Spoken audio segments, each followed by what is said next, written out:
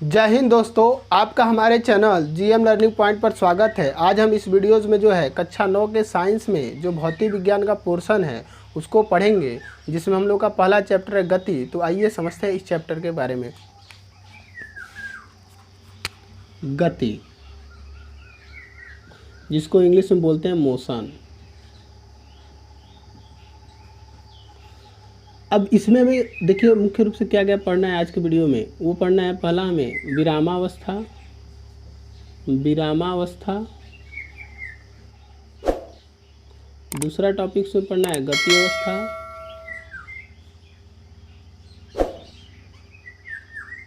जिसको क्या बोलते हैं, सिर्फ गति भी कहते हैं। और तीसरा हमें पढ़ना है गति के प्रकार,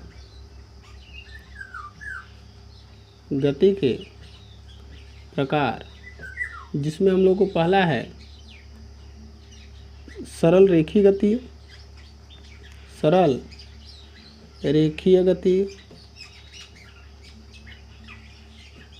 दूसरा गति है इसमें वृत्तीय गति, और तीसरा इसमें पढ़ना है हम लोग को दोलन गति, और चौथा है घूर्णन गति, और पांचवा इसमें पढ़ना है आपको अनियमित गति।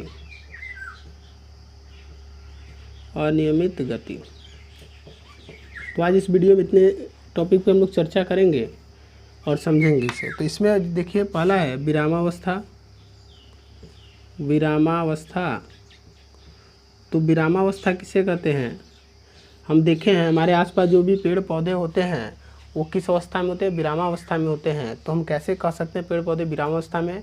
क्योंकि समय बीतने के पश्चात भी पेड़ पौधे की स्थितियों में क्या होती है? परिवर्तन नहीं होती है, अर्थात वह एक ही स्थान पर बना रहता है। इस वजह से हम लोग क्या कहते हैं कि जो पेड़ पौधे हैं वो किस अवस्था में?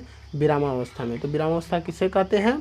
जब कोई वस्तु अपने आसपास की अन्य वस्तुओं के सापेक्ष समय के साथ अपनी स्थिति नहीं बदलती है तो वस्तु किस अवस्था में कहलाती है? विरामावस्था में कहलाती है। तो आइए इसे हम लिख लेते हैं।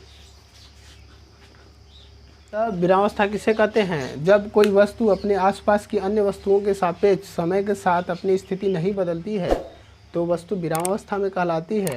जैसे पेड़ पौधे, मकान आदि, ये सभी क्या होते हैं? विरामावस्था में होते हैं। दूसरा है गति अवस्था। तो यदि कोई वस्तु समय के साथ जो थी अपनी स्थिति लगातार बदलती रहती है तो वस्तु किस अवस्था में कहलाती है? गति अवस्था में कहलाती है। तो आइए इसे हम लिख लेते हैं। दूसरा है गति अवस्था,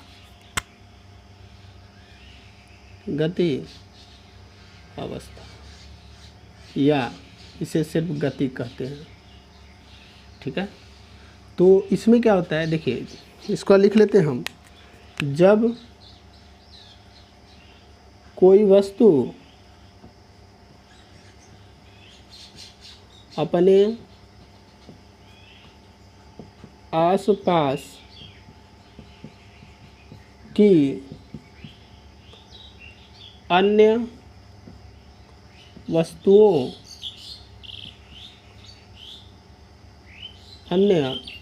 वस्तुओं के सापेक्ष समय के साथ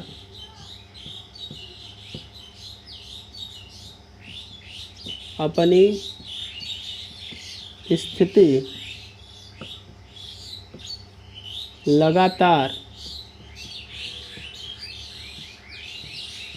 बदलती रहती है तो वस्तु गति अवस्था में कहलाती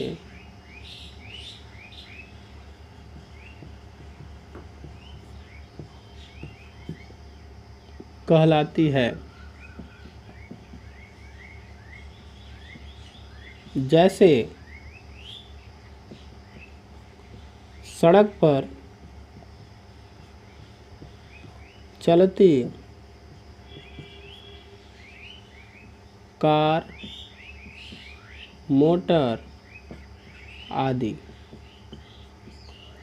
तो गति अवस्था या गति किसे कहते हैं? जब कोई वस्तु समय के साथ अपनी स्थिति लगातार बदलती रहती है तो वस्तु के इस अवस्था को हम लोग क्या बोलते हैं? गति की अवस्था। के बाद एक और अन्य टॉपिक आता है जो इसमें मेंशन नहीं किया गया है, वो होता है संदर्भ बिंदु। देखिए संदर्भ बिंदु क्या होता है? अगर हमें किसी वस्तु की स्थिति को बताना है कि वस्तु गति अवस्था में है कि विरामावस्था में है, तो उसके लिए हमें एक बाह्य बिंदु की आवश्यकता होती है। वह बिंदु ही क्या कहलाता है? संदर्भ बिंदु। और उस बिंदु के सापेक्ष हम किसी वस्तु की स्थिति को बताते हैं। जैसे अगर कोई वस्तु गति की अवस्था में है तो हम यह पूर्ण रूप से नहीं कह सकते हैं कि बिना देखे कि वह गति की अवस्था में है कि विराम की अवस्था में। जैसे अगर हम पृथ्वी की बात करते हैं तो पृथ्वी से अगर पूछा जाए कि बताइए पृथ्वी पर स्थित सभी वस्तुएं किस अवस्था में हैं, तो आप कहेंगे कि जो पृथ्वी के ऊपर वस्तुएं हैं वो विरामावस्था में, अर्थात पेड़ पौधे किस अवस्था में? विरामावस्था में। लेकिन ऐसा वास्तव में नहीं है, पेड़ पौधे विरामावस्था में नहीं होते, बल्कि वो क्या होती है? गति की अवस्था में होती है। कैसे? क्योंकि हम लोग जानते हैं पृथ्वी क्या करती है? अपने अक्ष पर गति करती है, तो पृथ्वी पर स्थित समस्त वस्तुएं भी क्या करेंगे? हमेशा गति की अवस्था में होंगी। तो हम यह निर्धारित नहीं कर सकते हैं कि पेड़ पौधे गति अवस्था में है कि विराम अवस्था में है। तो इसके लिए हमें एक बाह्य बिंदु की आवश्यकता होती है। उसी बिंदु को हम लोग कहते हैं संदर्भ बिंदु या निर्देश बिंदु। तो संदर्भ बिंदु या निर्देश बिंदु किसे कहते हैं? वह बिंदु जिसके सापेक्ष हम किसी वस्तु की स्थिति का निर्धारण करते हैं, वह बिंदु क्या कहलाता है? संदर्भ बिंदु या मूल बिंदु कहलाता है। तो इसे हम लोग लिख लेते हैं संदर्भ बिंदु या मूल बिंदु। संदर्भ बिंदु या मूल बिंदु तो लिख लेंगे किसी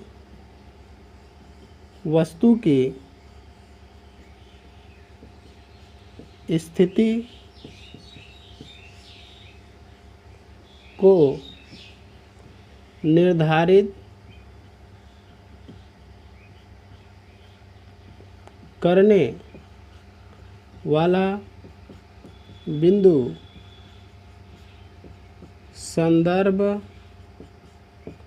बिंदु या मूल बिंदु कहलाता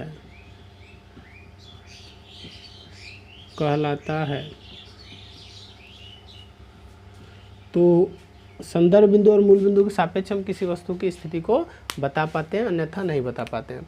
तो आपको समझ में आया होगा संदर्भ बिंदु और मूल बिंदु। इसके बाद आता है गति के प्रकार। तो आइए समझते हैं गति के प्रकार। गति के प्रकार देखिए, हमें जो वस्तुएं हैं बहुत तरीके से गति करते हुए मिलती हैं। जैसे अब सड़क पर कोई कार, मोटर, स्कूटर चल रही है तो वह कौन सी गति करती है? वह करती है सरल रेखीय गति। कौन सी गति करती है? सरल रेखीय गति। लेकिन अगर कोई वस्तु जो है वृत्तीय पथ पर गति करता है तो ऐसे गति को हम लोग बोलते हैं वृत्तीय गति। तो गति के प्रकार में जो पहला प्रकार है वो है सरल रेखीय गति। तो आइए समझते हैं सरल रेखीय गति, जिसमें हम लोग को पहला पढ़ना है सरल रेखीय गति। सरल रेखीय गति। तो सरल रेखीय गति किसे कहते हैं?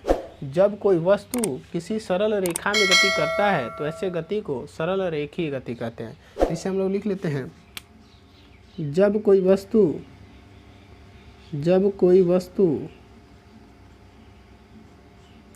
किसी सरल रेखा में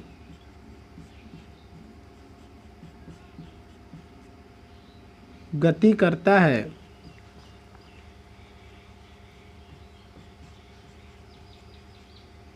तो वस्तु के गति को सरल रेखीय गति कहते हैं।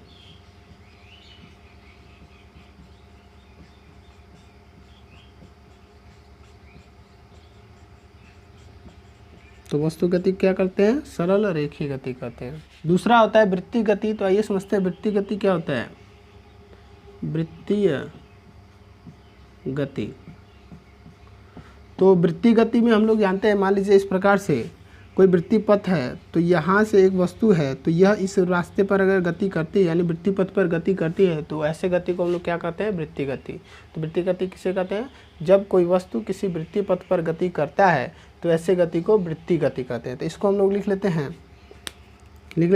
जब कोई वस्तु जब कोई वस्तु किसी वृत्तीय पथ पर गति करता है तो वस्तु की गति वृत्तीय गति कहलाती है। कौन सी गति कहलाती है? वृत्तीय गति कहलाती है। तो जब कोई वस्तु किसी वृत्तीय पथ पर गति करता है तो उसके गति को हम लोग क्या बोलते हैं? वृत्तीय गति कहते हैं। वृत्तीय गति भी दो प्रकार का होता है, एक होता है एक समान वृत्तीय गति और दूसरा होता है असमान वृत्तीय गति। तो एक समान वृत्तीय गति किसे कहते हैं? जब कोई वस्तु क्या करता है? एक समान चाल से वृत्तीय गति को करता है, यानी समान समय अंतराल में समान दूरियां तय करता है किसी वृत्तीय पथ पर, तो वो गति जो होता है एक समान वृत्तीय गति कहलाता है। जबकि असमान वृत्तीय गति, अगर कोई वस्तु वृत्तीय पथ पर असमान समय में असमान दूरियां या समान समय में असमान दूरियां तय करती है तो वस्तु की जो चाल है, वस्तु का जो गति है, वह कौन सा गति कहलाता है? असमान वृत्तीय गति कहलाता है। इसके बाद आता है आपका दोलन गति।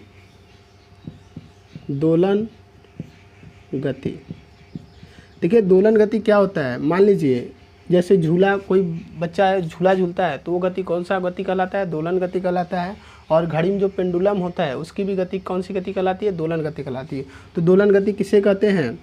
तो जब कोई वस्तु क्या करता है? एक ही पथ पर अपनी गति को बार बार दोहराता है तो ऐसे गति को हम लोग क्या बोलते हैं? दोलन गति। तो इसे हम लोग लिख लेते हैं। जब कोई वस्तु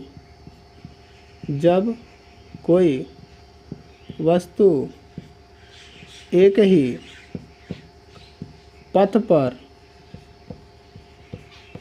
अपनी गति को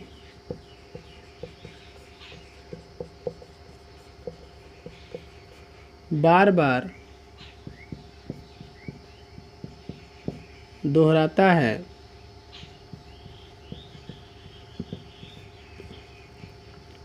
तो वस्तु की गति दोलन गति कहलाता है।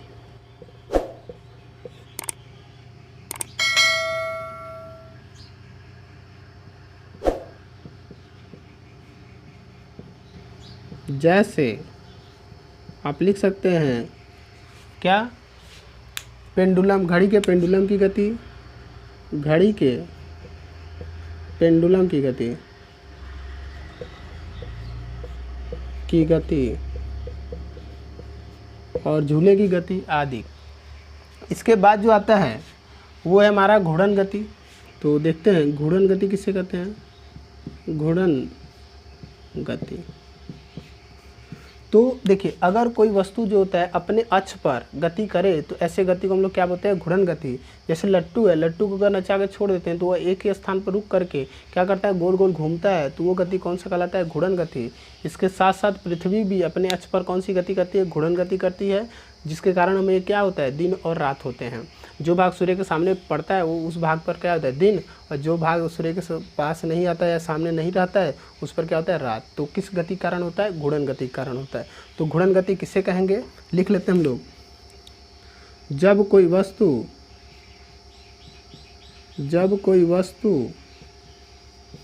अपने अक्ष पर गति करता है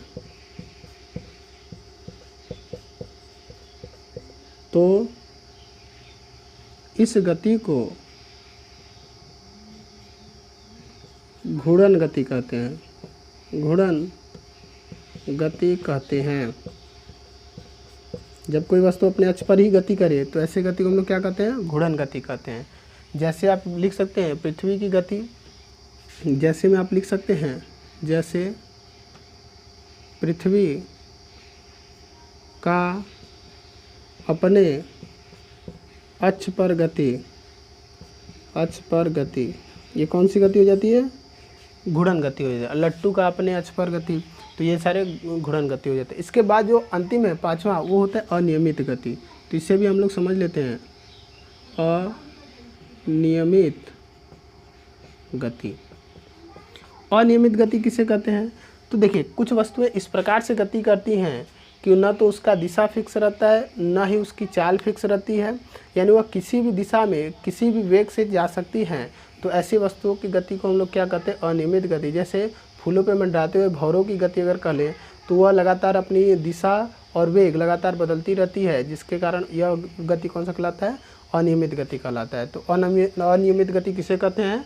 जब कोई वस्तु गति करते समय अपनी दिशा और चाल लगातार बदलती रहती है तो वस्तु के इस गति को हम लोग अनियमित गति कहते हैं। तो लिख लेते हैं इसे। जब कोई वस्तु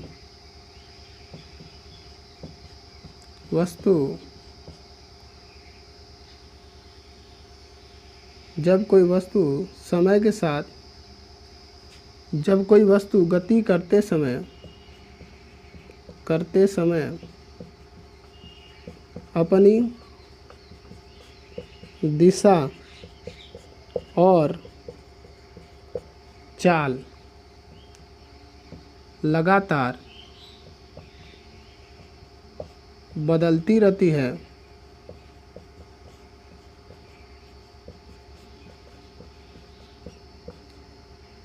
तो इस गति को अनियमित गति कहते हैं।